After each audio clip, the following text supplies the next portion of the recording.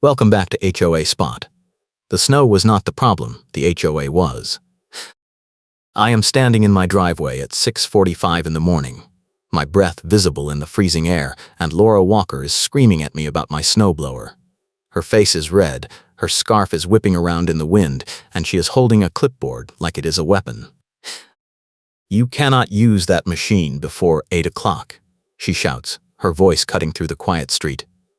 I do not care what the weather did, I care what the rule says. I look down at my phone, where I have the HOA handbook pulled up, and I tell her the quiet hours end at 7.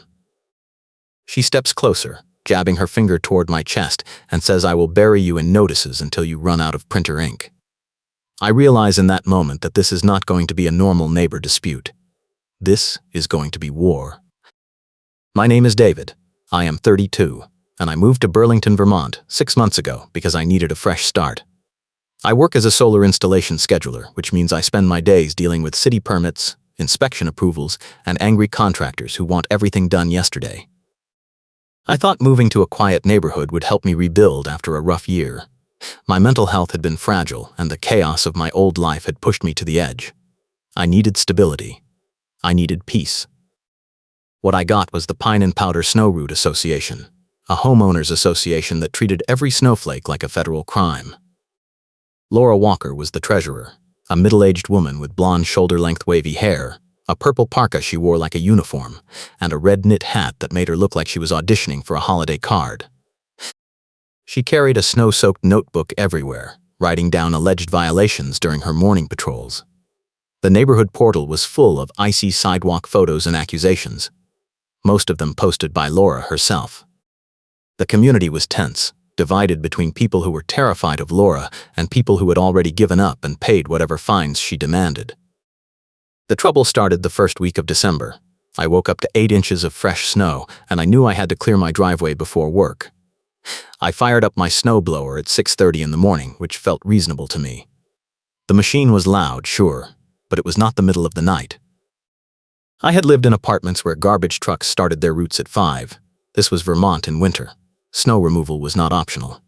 I finished the driveway, cleared a path to the mailbox, and went inside to make coffee. 20 minutes later, there was a knock on my door. I opened it to find Laura standing there with her clipboard and her snow-soaked notebook, her pen clicking in frustration as she flipped through pages. She told me I had violated the winter quiet hours policy, which she claimed started at 8 o'clock instead of 7. I asked her to show me where that was written. She said it was in the winter addendum, which had been posted to the portal last week. I told her I had not seen any addendum. She said that was my problem, not hers. Then she handed me a printed violation notice, folded in half, and walked away before I could argue. I went inside and unfolded the notice. It was formatted like a ransom note, with a deadline that made no sense. The notice said I had 72 hours to respond in writing and submit proof of compliance, but it did not specify what compliance meant. There was no fine amount listed, no hearing date, no appeal process. Just a deadline and a threat that failure to respond would result in escalating penalties. I logged into the neighborhood portal to look for the winter addendum Laura had mentioned. I scrolled through every post from the past month. There was nothing. No policy update, no announcement, no addendum. I took a screenshot of the portal homepage showing the last update was from October. Then I checked my email. Nothing from the HOA. No notices, no alerts, no reminders. I sent a message to the management company, asking them to confirm the quiet hours policy. They replied within an hour and said the quiet hours were 7 to 10 at night, not in the morning. There were no special winter rules. I forwarded that email to Laura with a polite note asking her to correct the violation. She replied with one sentence: "I do not care what the weather did. I care what the rule says."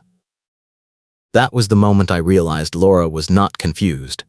She was lying. She knew the rules, and she was changing them to suit her agenda.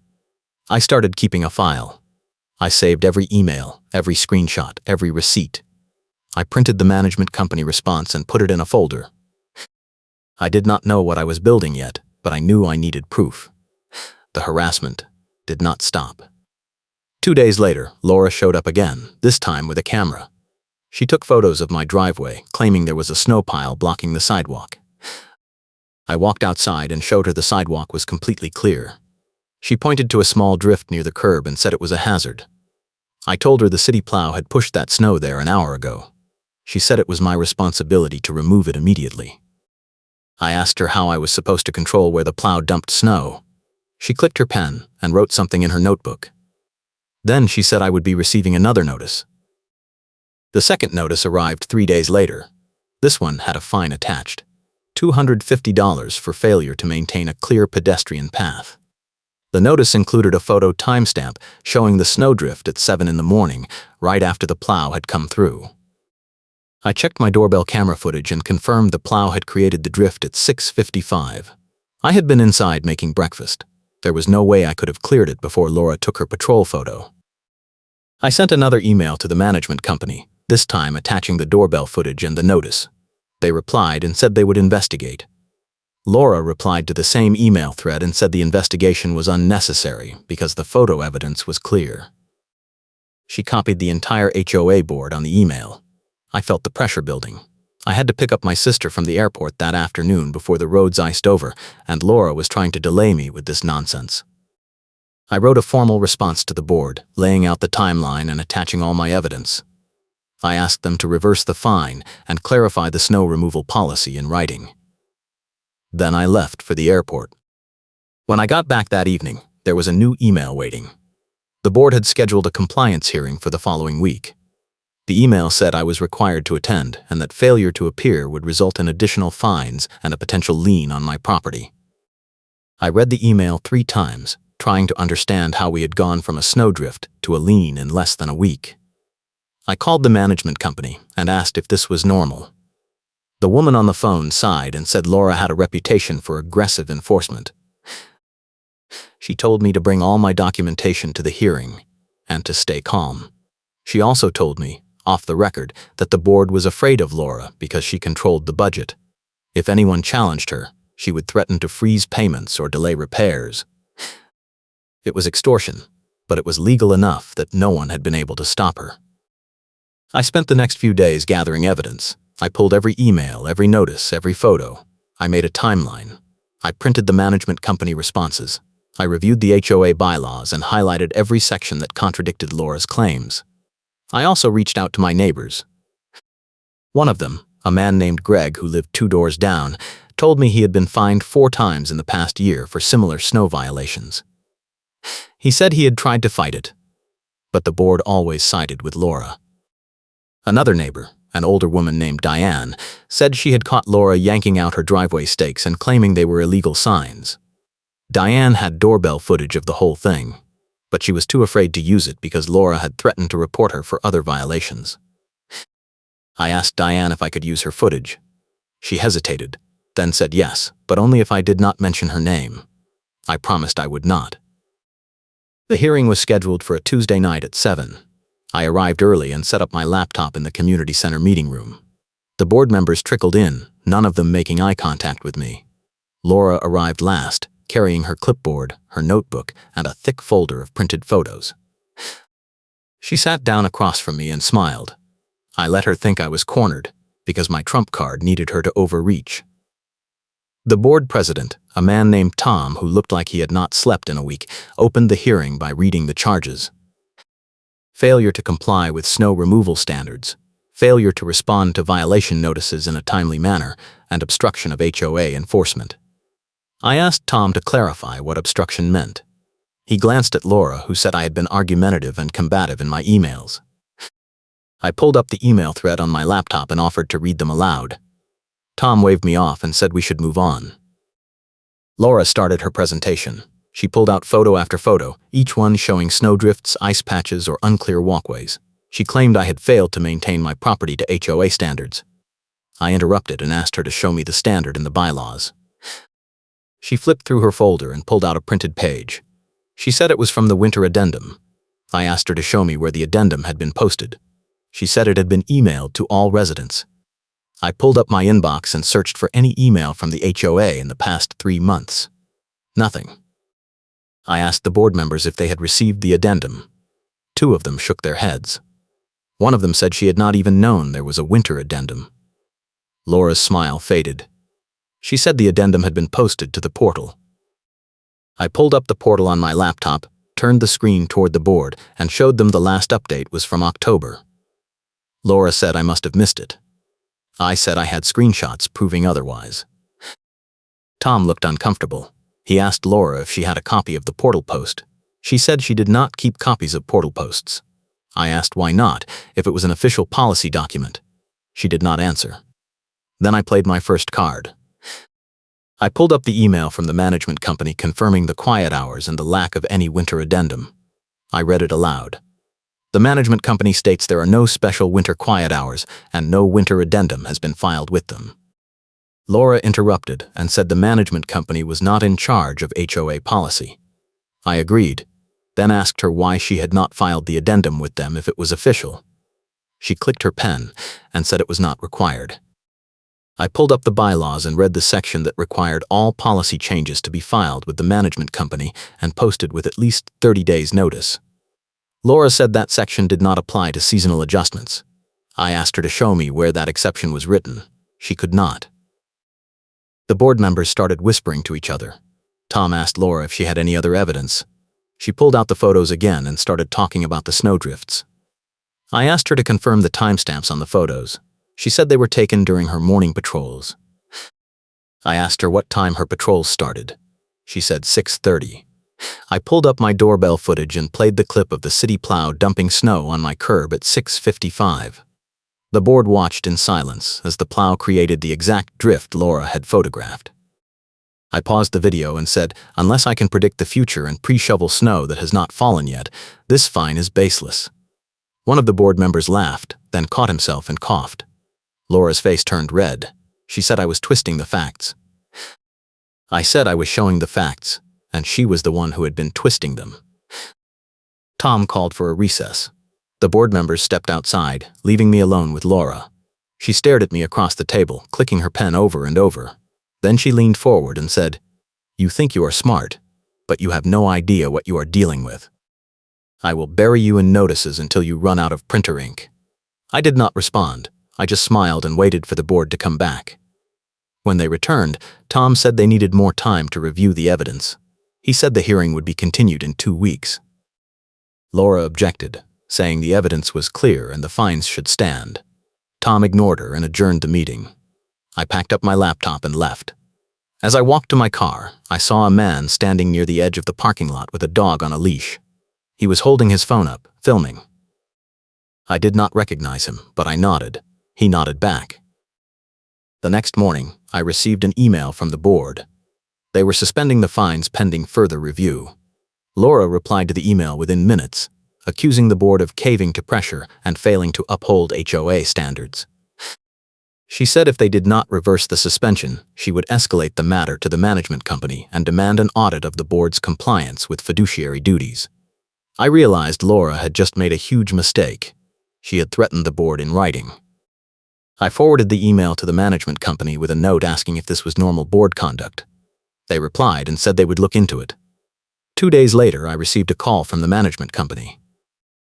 They told me they were initiating a management audit of the Pine and Powder Snow Route Association based on multiple complaints about inconsistent enforcement and financial irregularities.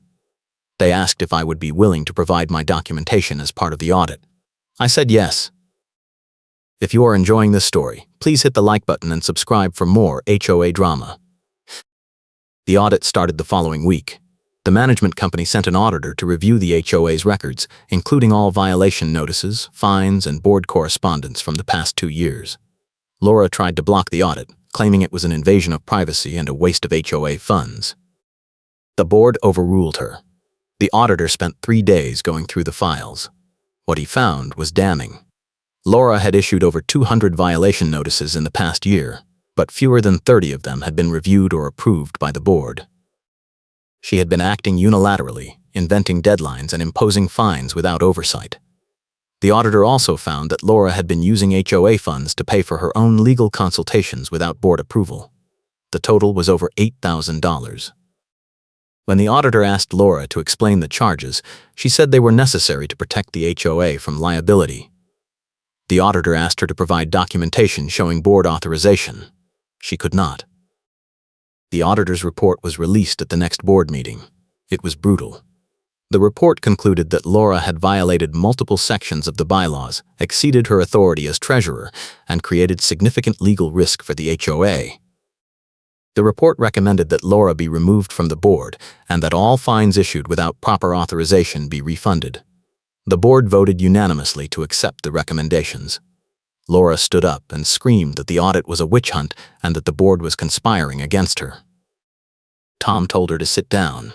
She refused. Tom called for a vote to remove her from the board. The vote was 4-0, with Laura abstaining.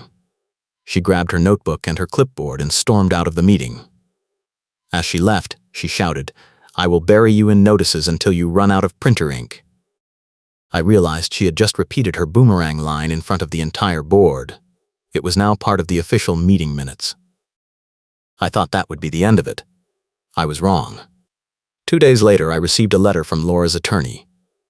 The letter claimed I had defamed Laura by providing false information to the auditor and that I had conspired with the board to orchestrate her removal.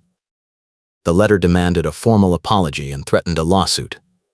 I forwarded the letter to the management company. They forwarded it to their legal team. The legal team replied and said the letter was baseless and that Laura had no grounds for a defamation claim because everything I had provided was documented fact. They also said the lawsuit threat was likely an intimidation tactic and that I should not respond directly. I followed their advice. But Laura did not stop. She started showing up at my house again, taking photos of my property and leaving printed notices on my door. The notices claimed I was in violation of new rules she had invented. I documented every visit with my doorbell camera. I also noticed she was doing the same thing to other neighbors. Greg told me she had left 3 notices on his door in 1 week. Diane said Laura had tried to enter her backyard to take photos of her deck. I realized Laura was spiraling, and she was taking the entire neighborhood down with her. I called the management company and told them what was happening. They said they would send Laura a cease and desist letter. The letter went out the next day. Laura ignored it. That weekend, I was clearing snow from my driveway when Laura appeared. She was carrying her camera and her notebook, and she was yelling before she even reached my property line. "You think you won," she shouted, "but this is not over." I told her she was not allowed to contact me directly per the management company's instructions. She said the management company had no authority over her. I told her I was recording the conversation. She stepped closer, her face inches from mine, and said, "I do not care what the weather did, I care what the rule says." Then she turned and walked away. I sent the doorbell footage to the management company. They replied and said they were escalating the matter to the HOA's insurance carrier. The insurance carrier responded within 2 days. They sent a letter to the board stating that Laura's behavior was creating liability exposure for the HOA and that if she did not stop immediately, the carrier would consider dropping coverage. The letter specifically cited harassment claims and the potential for a lawsuit. The board held an emergency meeting and voted to ban Laura from all HOA property and to prohibit her from contacting any residents directly. The board also voted to file a formal complaint with the county about Laura's harassment. I was copied on the email. Laura replied with a 5-page rant about corruption, conspiracy, and betrayal. The board did not respond. The following week, I received a notice from the county sheriff's office. They were investigating a complaint of harassment and wanted to interview me. I met with the deputy at the substation and gave him copies of all my documentation. He reviewed the emails, the doorbell footage, and the violation notices. He asked me if I wanted to press charges. I said I wanted the harassment to stop, but I was not sure charges were necessary. He said he would talk to Laura and see if a warning would be enough. 2 days later, the deputy called me back. He said he had met with Laura and that she had refused to acknowledge any wrongdoing. He said she had threatened to sue the county if they took any action against her. He recommended I file for a restraining order. I said I would think about it. Before I could make a decision, the situation escalated again. I came home from work one evening to find that someone had yanked out all the driveway stakes I had placed to mark the edge of my property for the plow. The stakes were lying in a pile near the curb. I checked my doorbell camera and saw Laura pulling them out one by one, muttering to herself about illegal signage.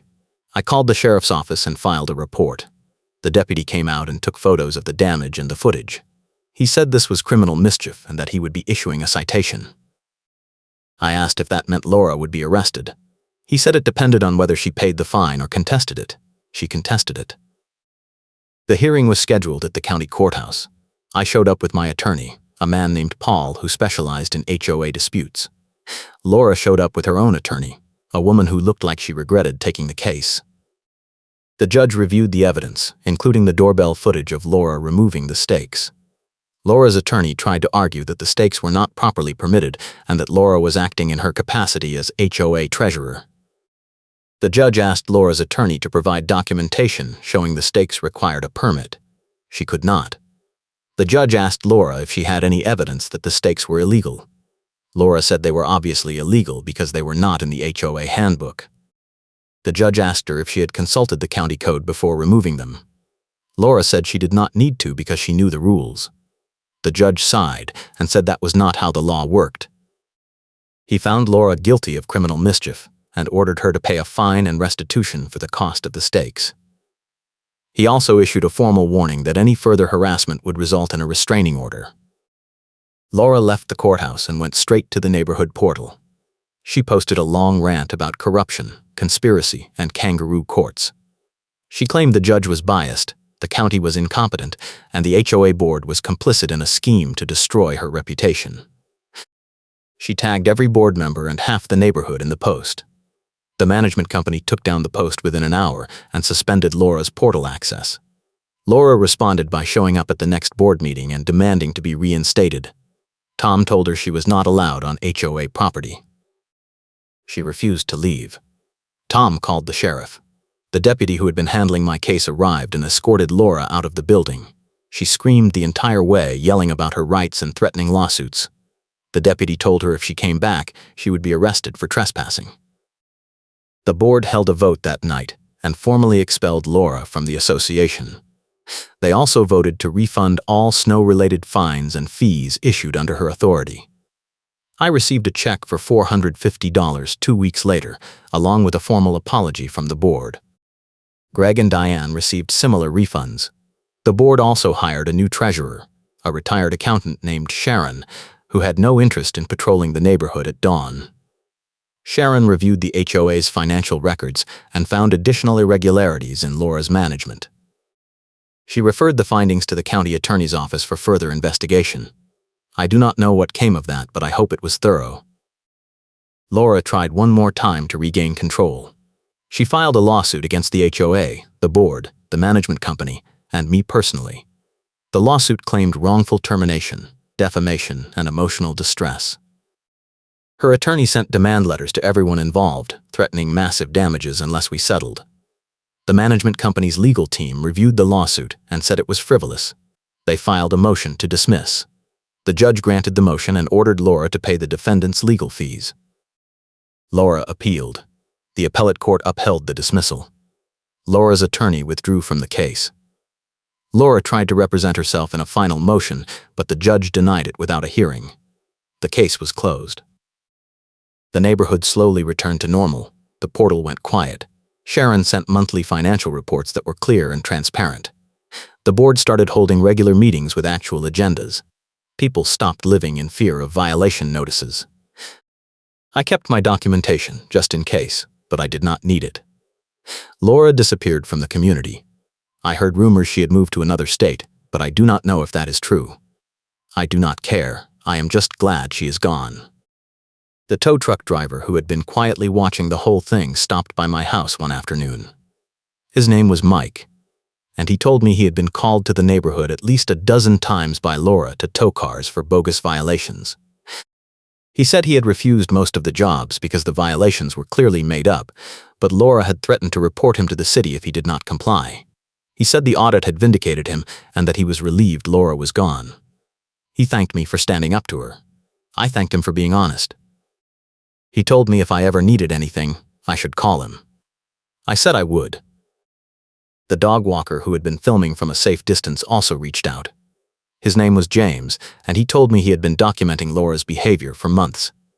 He said he had footage of her harassing multiple neighbors, and he had been waiting for someone to take action.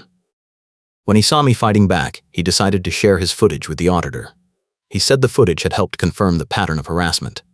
I thanked him for his help. He said he was just glad someone had finally stopped her. We became friends after that. He walks his dog past my house every morning, and we wave to each other. It is a small thing, but it reminds me that not everyone in the neighborhood was afraid. The city also got involved. After the audit, the management company sent a report to the Municipal Code Enforcement Office detailing Laura's interference with snow routes and emergency access. The city reviewed the report and sent a formal warning to the HOA, stating that any further interference with city snow removal operations would result in fines and potential legal action. The board responded with a new policy that explicitly prohibited HOA enforcement actions related to city snow removal. The policy was posted to the portal and filed with the management company. It has been in place for 6 months now, and there have been no issues. The most satisfying part of the whole ordeal was the funny karma moment.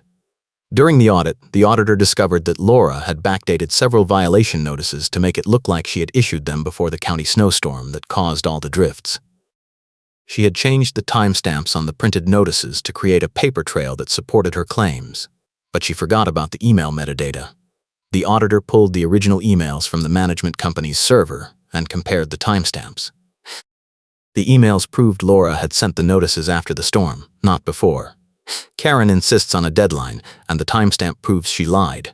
The auditor included this finding in his report, and it became the centerpiece of the board's decision to remove her.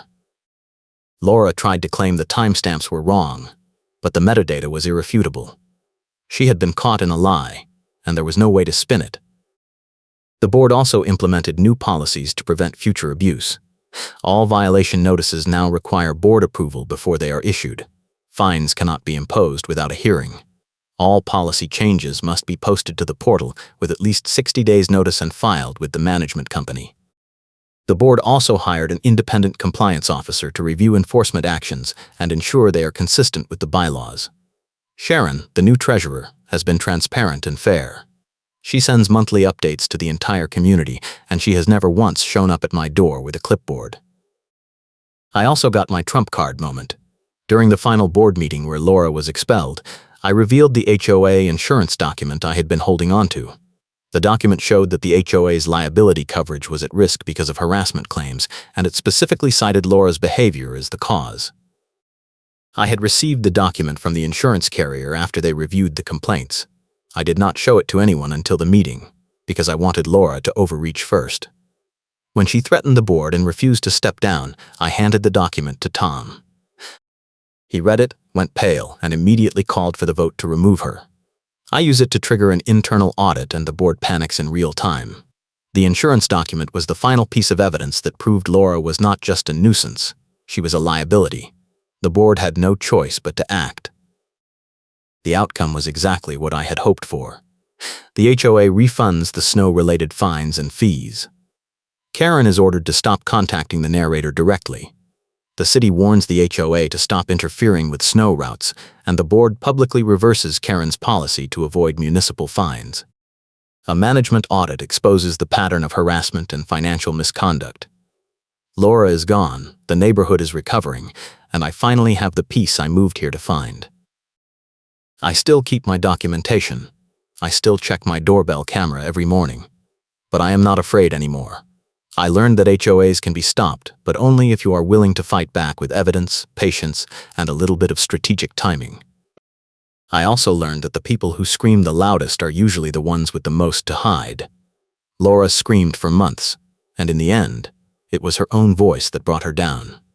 The auditor played the clip of her threatening the board in the meeting, and Karen could not talk over her own voice.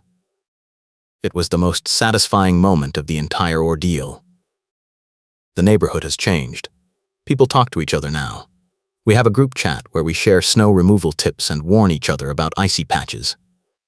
We look out for each other. It is what a community should be. The Pine and Powder Snow Road Association is still an HOA, and it still has rules, but the rules are enforced fairly now. Sharon sends reminders before violations are issued.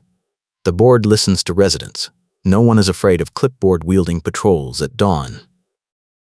I have also changed. I am more confident now. I know I can stand up for myself. I know I can gather evidence and make a case. I know I can outlast someone who is trying to bury me in paperwork. My mental health is better. The stability I was looking for is finally here. I still have bad days, but I have more good days now. I have friends in the neighborhood.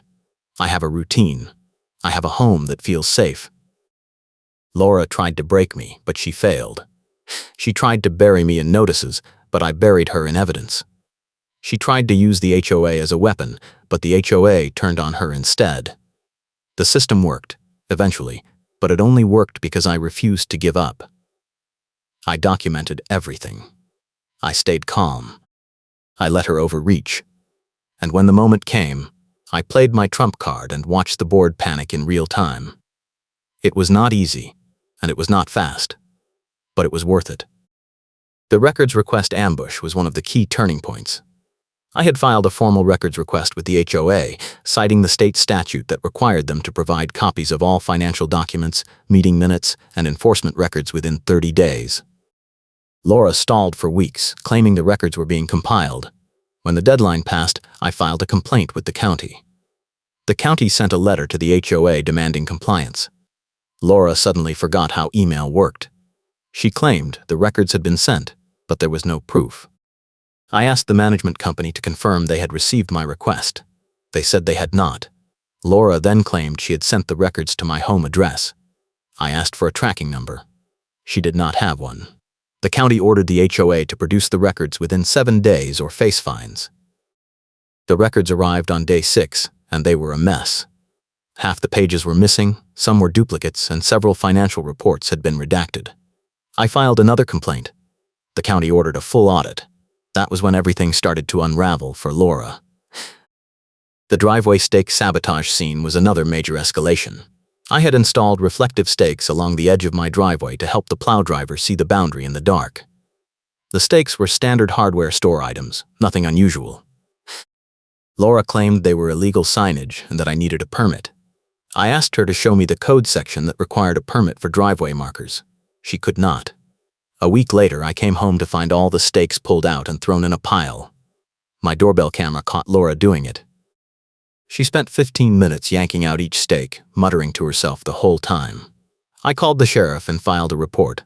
The deputy watched the footage and said it was clear-cut vandalism. Laura was cited, and the footage became evidence in the criminal case. The judge was not impressed. The final showdown happened at a mediation table in the sheriff's substation lobby, with a deputy watching the escalation. The county had mandated mediation after Laura's criminal conviction. The goal was to see if we could resolve the remaining disputes without further court action. Laura showed up with her attorney and immediately started making demands. She wanted an apology, she wanted her fines refunded, and she wanted the board to reinstate her. I said no to all of it. Laura's attorney tried to negotiate, but Laura kept interrupting and yelling. The mediator warned her to stay calm. She ignored him. She pulled out her snow-soaked notebook and started reading off alleged violations I had committed. I let her talk.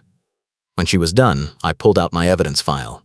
I went through each claim one by one and showed why it was false. I had photos, timestamps, emails, and witness statements. Laura tried to argue, but the evidence was overwhelming.